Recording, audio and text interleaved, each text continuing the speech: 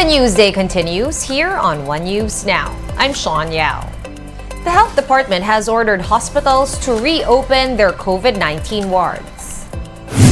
DOH officer in charge, Maria Rosario Vergeres, said hospitals have been directed to follow the accordion principle, where wards exclusively for COVID patients will be reopened as needed. However, Vergeres noted that the so-called reserve beds are mostly on standby, as not all of them are occupied. This directive follows the recent spike in COVID-19 cases nationwide.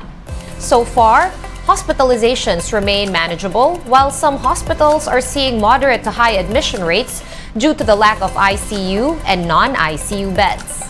The health chief also clarified that the increase in admissions is mostly due to the limitations in the number of beds and not the increase in cases. In line with that, the Bureau of Corrections has suspended visiting privileges at the new Bilibid Prison and the Correctional Institute for Women on the back of rising COVID-19 cases. This suspension order is effective immediately and until further notice. Data shows that over 40 persons deprived of liberty, or PDLs, have tested positive for the coronavirus as of May 3 and are now confined at the Bilibid's isolation ward. The Corrections Bureau is contact tracing to prevent the further spread of the virus among thousands of PDLs. Meanwhile, the Bureau of Corrections is partnering with other government agencies for the construction of Bucor Global City. These agencies include the Department of Human Settlements and Urban Development, the Agriculture Department, as well as the city government of Muntinlupa, where Bucor is located. Corrections Chief Gregorio Catapang says they're planning to build a university, a hospital, an entertainment arena, and government offices in the Bucor Global City. He added that some companies have already expressed their interest to develop the facility. Maraming interested kasi sabi nga nila, may nagsabi sa amin, ito po yung lupa namin crown jewel on the ground. So marami pong interested mag-invest o mag-develop dito sa area namin. We have more stories coming your way after this quick break. Stay with us here on One News.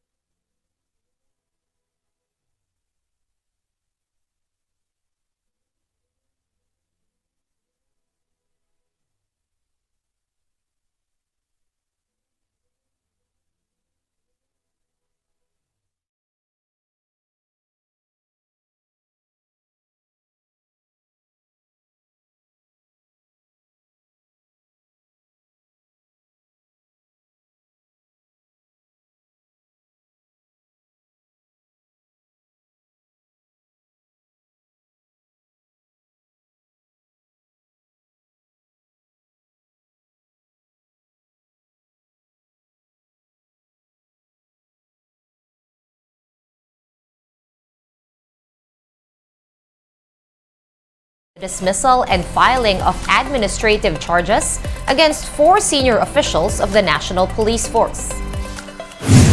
This was confirmed to News 5 by former PNP Chief Rodolfo Azurin, who heads the advisory group. The group recommended to accept the 4 officials' courtesy resignations over their supposed links to the drug trade. Azurin says the recommendation has already been submitted to the NAPOLCOM for verification.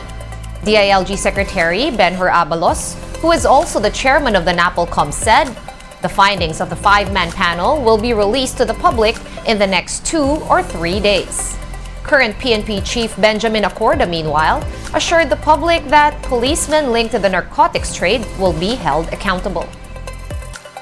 All those personnel who are involved in this fiasco will be properly charged at pipilitin natin na sila po ay matatanggal na sa serbisyo. Definitely may mga makakasuhan din sa mas bababang level.